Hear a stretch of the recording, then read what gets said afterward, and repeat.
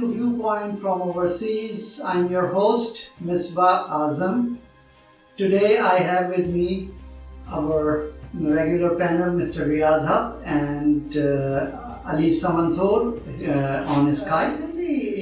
Jonathan has a very nice BBC, he reported about that how the government is faking that he found this woman in the Hindu temple who was complaining about all the atrocities and all that. And when he went to the church, they show the picture that one Muslim woman who is killing with a sword was the same woman actually.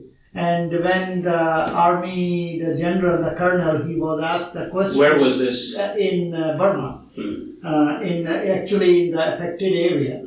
And then he said that when they asked, some of the journalists asked from the colonel who took them there about the rapes. So he laughed and he said, "Did you see their faces? Who wants to rape them?" You know, these kind of things.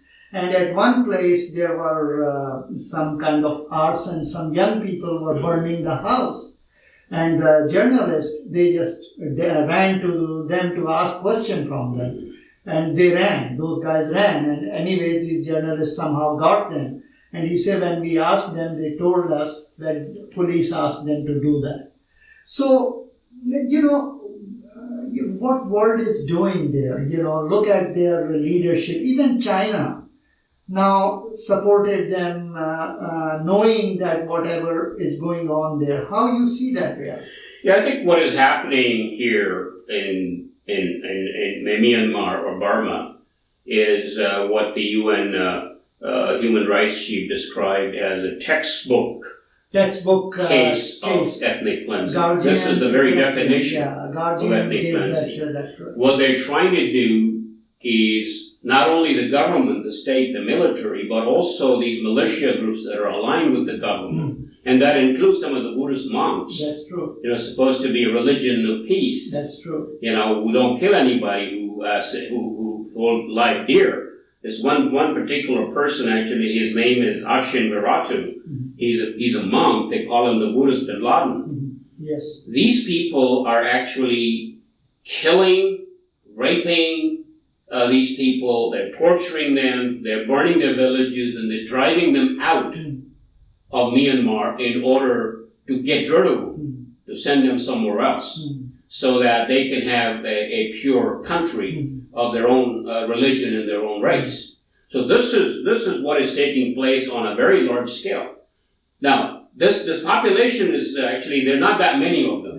It's only about 1.5 million Rohingya. That's true. Out of which they say that about half of them already been driven out. Yeah. You know, there's like something like a couple of 300,000 in Pakistan. There's like 500,000 in Bangladesh, and there are in other places as well. So this is what is taking place right now. And the world has to confront this.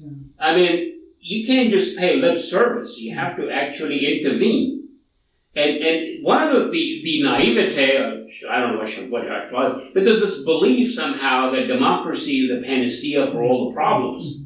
So they gave this woman, Aung San Suu Kyi, a Nobel Prize because she was a pro-democracy activist. And they believe that, you know, once democracy comes and she's in charge, everything is going to be fine. Now look what she's doing. I mean, she's actually defending the actions of their military. Yeah, but I don't think that she has any power there. I mean, she has the moral power. She has the authority to speak out and say something about it. She's not willing. In fact, instead of denouncing it, she's actually supporting these actions. That's I mean, where's the moral outrage here? Yeah, that's true. Samantor, also just answer this same question which I asked Riaz. But also look at that like in Pakistan there were demonstrations for Rohingyas in Burma, but they don't talk about Rohingyas in Pakistan, how they live. And what happened to the people in Syria? What happened to people in Yemen? You know, nobody talk about their plight or their troubles and all that. How you see all this thing, that where do we stand in the moral label? Where are we? Yeah, Mr. I have a different perspective. perspective because I was in Burma in 2012, and I have obviously, I could not go as far west as this stage where this persecution is taking place, but I saw the Muslim population living in Yangon, and I think that it's not right to say that this ethnic cleansing is to make Burma a pure Buddhist country. That is not true because there are, Muslims living in Yangon, and so. But the thing is that Yangon, you mean Rangoon, basically. Yeah, Rangoon. Yeah. So right from the very beginning, after this country became independent, the state policy has been to treat Rohingya as foreign people. That these people came when the British were colonizing the land and they do not belong to this place. So this thing has been going on for some time. Yeah, they call them most persecuted people in the world. Yeah, and they are in Burma. They are not called Rohingya. Other people, they want to call it, Bengali. That they have come from, either West or East Bengal. Another thing that you must understand is the Pakistani connection in all this. First of all, you must understand that this new wave of violence started just last month when there was this Rohingya Salvation, Army or something. They attacked the army outposts which were in their area, and they killed. I think the initial thing was that there were like 30 people were killed, but then the government is saying that more than 100 were killed, and then this retaliation came. But the main thing is this, that there are people who are saying that the attack on these outposts was done by fighters who were trained in Pakistan. So once again, you have the name of Pakistan coming as a state in which people are trained and they are sent for jihad to other places. This is a very, problematic thing for Pakistan to have this kind of impression that this is what Pakistan does, is that inside it provides, So, and that Pakistan must do something to negate that image of it being an exporter of terrorism. Now, back to this thing about, that is the latest, this wave of violence. We think that squarely the blame lies on the Rohingya people or the militia group of the Rohingya people. That's not right, because the state already has a discriminatory policy against the Rohingya. So you cannot just say that the Rohingya youth who have taken up arms, they are responsible, and that's why the state wants to clean up the terrorists. They're calling them terrorists, and China is supporting them because, China has a similar problem in the western part of China. So a very complex situation, but it is unfortunate how many people have to leave their homes, where they were living for generations, and just leave. I'm absolutely in total disagreement with what Senator just said. These, as you said, are the most persecuted minority in the world. This is not what you just said or I say.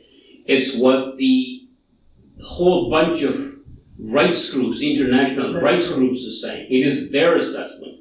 So to compare what is happening to them with any other group anywhere is just absolutely nonsensical. I don't buy that comparison. There's no equivalence. The second thing is that when people who have been persecuted for decades, who are being killed left and right, who are being driven out of their homes, when some of them pick up arms to fight back, they're immediately declared Islamic terrorists. I mean, this is part of the pattern here. That's true. This is going on everywhere else. They think that if it's a Muslim and he fights back, regardless of the reason, then it's a terrorist. And then Pakistan has something to do with it. This is an automatic assumption. No evidence, no proof, nothing. This is just total BS. It's totally unacceptable. You know, I'm having a lot of problems with some of the liberals in Pakistan on this particular issue. They keep comparing the state of Rohingya, what is happening to the people there, with minorities elsewhere in Pakistan. There's no comparison. Minorities are not being denied citizenship rights in Pakistan. They're not being driven out of their homes. They're not being, you know, their villages are not being burned. There's absolutely no comparison there at all. So I think this is just nonsense. Yeah. Samanto, you want to add something or? Well, yeah, I mean, that part about how the minorities are treated in Pakistan, obviously there is no, you know, the state is not behind the atrocities against the minorities, but it is not right to say that their houses are not burned, that they are not forcibly converted, that the women are not affected. That is not right. There's absolutely no evidence of this forced conversion. Right? Yeah, but I mean, it's just a bunch of rumors that spread everywhere. Those are isolated incidents. Those are not anything happening at this level, systematic level, Samanto. Yeah, it is. In Pakistan, it is systematic, but it is not obviously state-sponsored. That's the difference between Pakistan, not only Pakistan, but you can say other countries, Muslim countries too, or for that matter, even India. In India. That there's systematic violence against certain groups. But what I'm saying is that in Burma, definitely this is something which is sponsored by the state. And you mentioned, Aung San Suu Kyi, that she has, I think you are right, Ms. Bhatt, that she is a puppet. They have created some post-counselor, state counselor, or whatever they call her. This is a puppet thing. She is not really in charge.